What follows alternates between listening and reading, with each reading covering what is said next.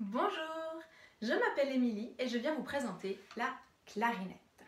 La clarinette, c'est un instrument qui fait partie de la famille des bois, tout simplement parce que tout ce qui est noir, c'est du bois.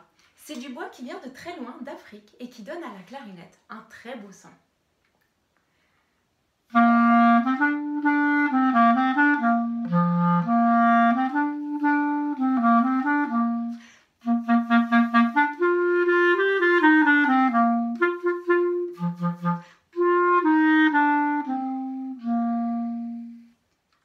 Avec la clarinette, on peut faire plein de notes.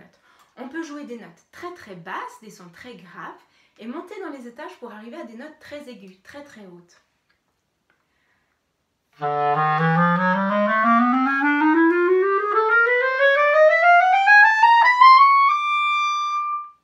Et si c'est pas assez et qu'on vous joue encore plus de notes, eh bien il suffit d'aller rencontrer les 12 frères et sœurs de la clarinette. Regardez. Là, j'ai la petite sœur de la clarinette. On appelle ça la petite clarinette. Elle est toute petite et elle nous permet de jouer des sons qui vont être vraiment très très hauts, très aigus. Et puis, il y a une clarinette qui est aussi grande que moi, qui va nous permettre de faire des sons très très graves, très bas. Grâce à ceci, la clarinette, on va la retrouver dans beaucoup de styles de musique différents.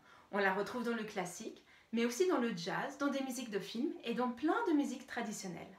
Pour jouer de la clarinette, il va vous falloir une clarinette et une anche. Une anche, c'est un petit bout de bois très très fin.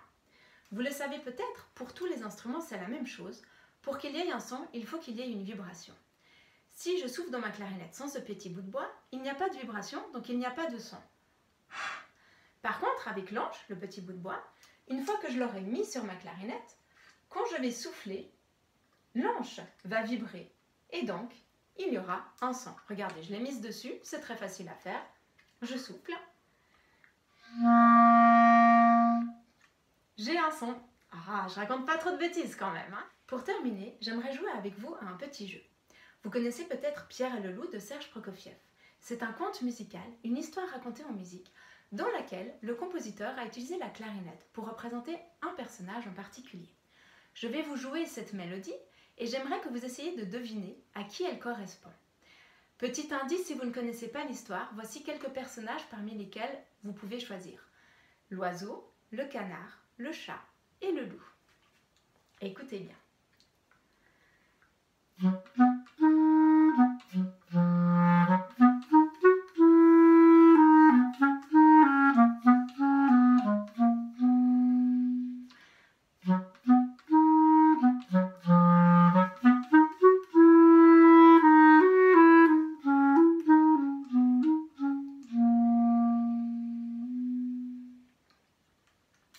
Il s'agissait donc du chat. Eh bien oui, la clarinette c'est tellement joli et doux comme un chat. Merci beaucoup pour votre écoute. Au revoir.